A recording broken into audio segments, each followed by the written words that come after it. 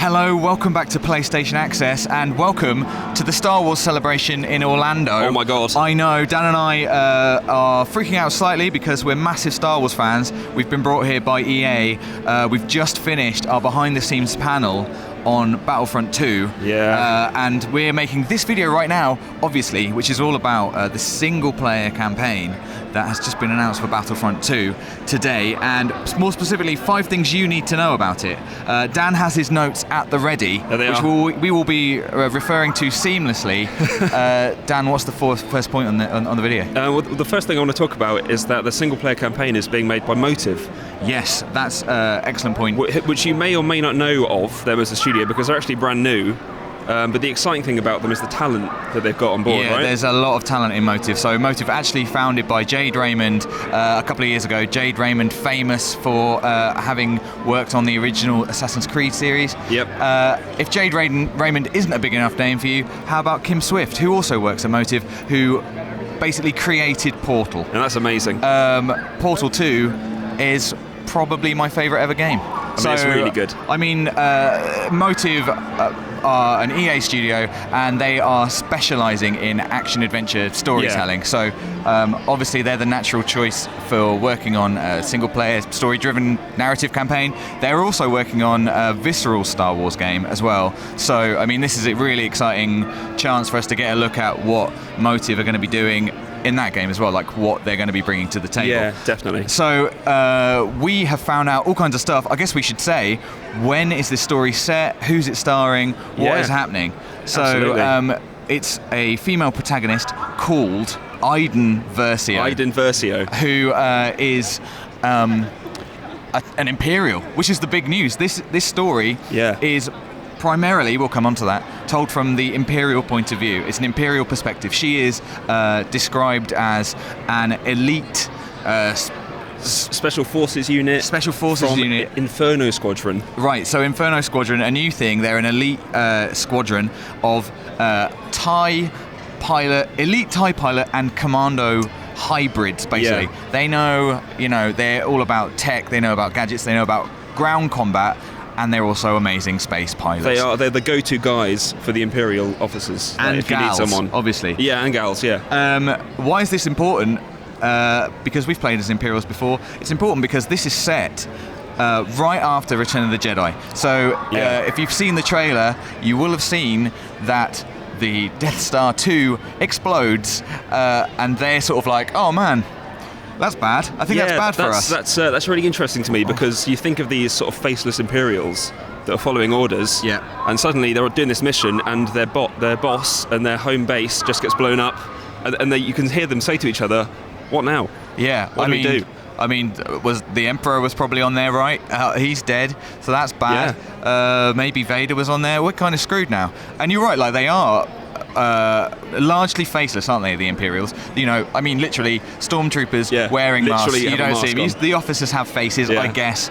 But so this is about taking those masks off and getting to know the people of the Imperials. I think it's really exciting because it's a brand new perspective on something. The films are always about the rebels fighting for the freedom of the galaxy. That's obviously a good thing, but all of the Imperials, they've not all necessarily been indoctrinated.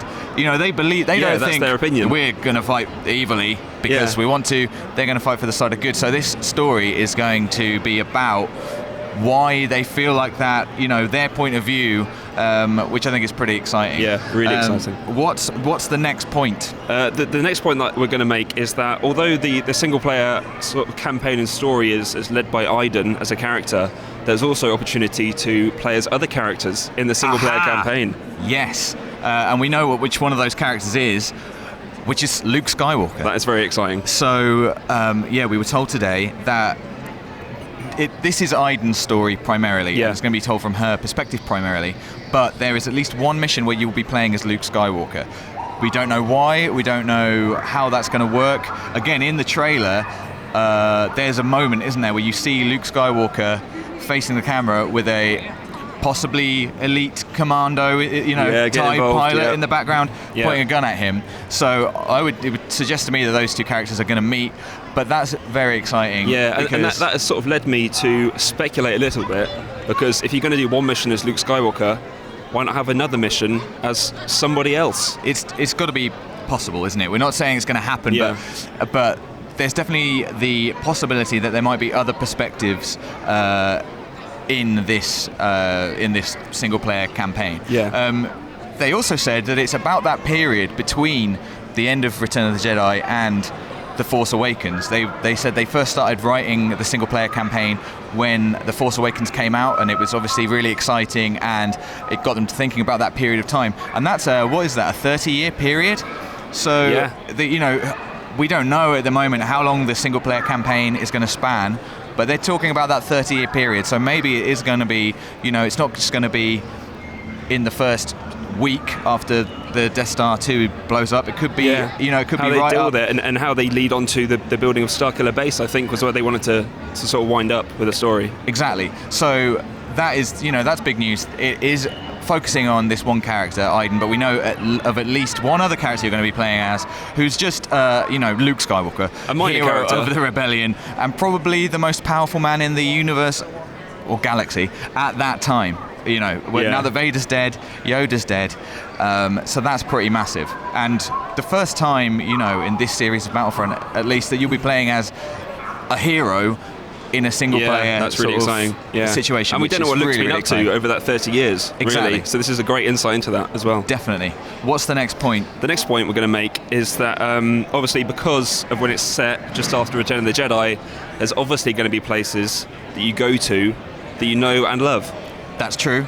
I mean, we've seen Endor, we've seen, and this is, a lot of the trailer obviously covers the multiplayer as well, so you've seen a lot of your favourite Star Wars locales. That's not a great point, but what is an interesting point is that you're also going to be seeing some brand new Star Wars locations, a brand new Star Wars planet, in fact, that the guys at Motive and Dyson, EA have created, which is Iden's home planet, called Vardos, which they've described as an imperial utopia. So again, you've got to think that why do the imperial forces, why are they following the Emperor?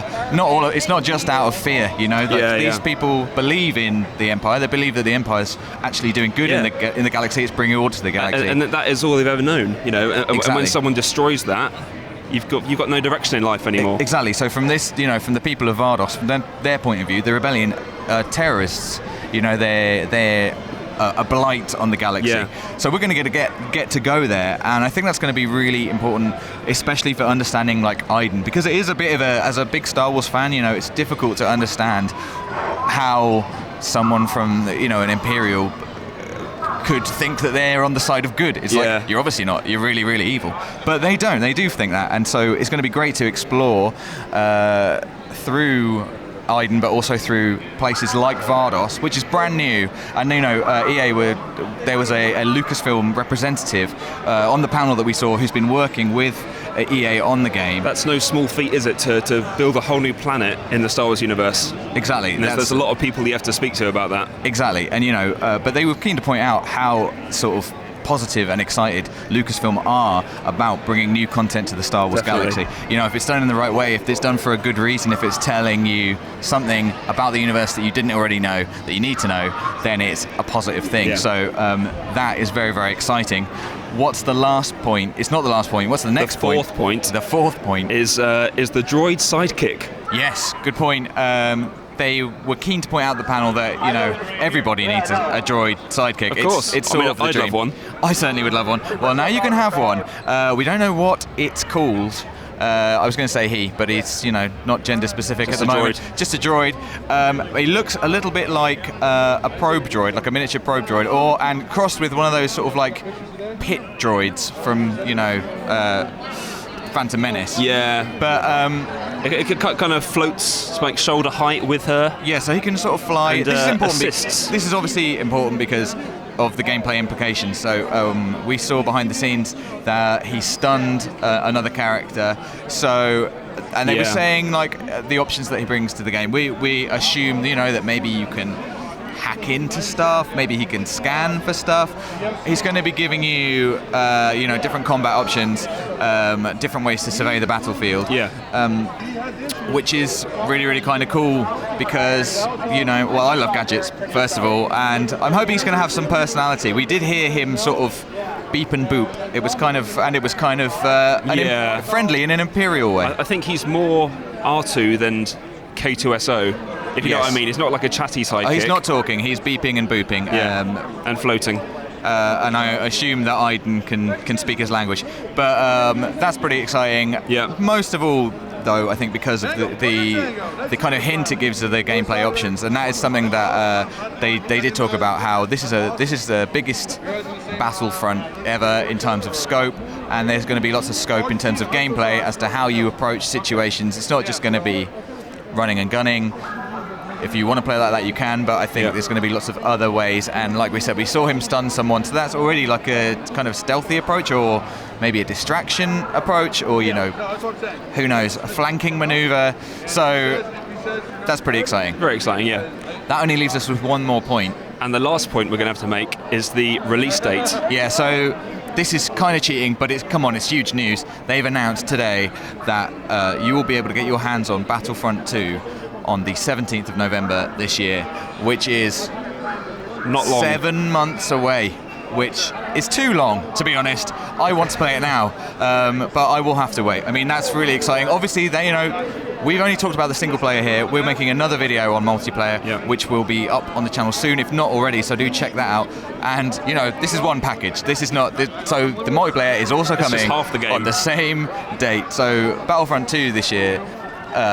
it's just looking massive. It's looking... I mean, we sat there really, really excited. I've watched that trailer a few times now. I love Star Wars, and I really enjoyed Battlefront originally, but this seems like there's so much more depth. It seems like they've addressed a lot of the issues that people had with the first game. It's just really, really exciting. And listening to the panel, everyone seems to really believe that they had a difficult job. They were nervous about working on a massive IP like Star Wars, but they think they've done a good job, and so I can't wait to play it. I really can't wait to play it. I think it looks fantastic. So thank you very much for watching this video. As I said, we're making another video about the multiplayer side of Battlefront 2, coming to a PlayStation 4 near you on the 17th of November this year. Please like this video if you like this video. Do comment to let us know what you want to see in Star Wars Battlefront 2. Speculate away, because there's a lot to speculate about.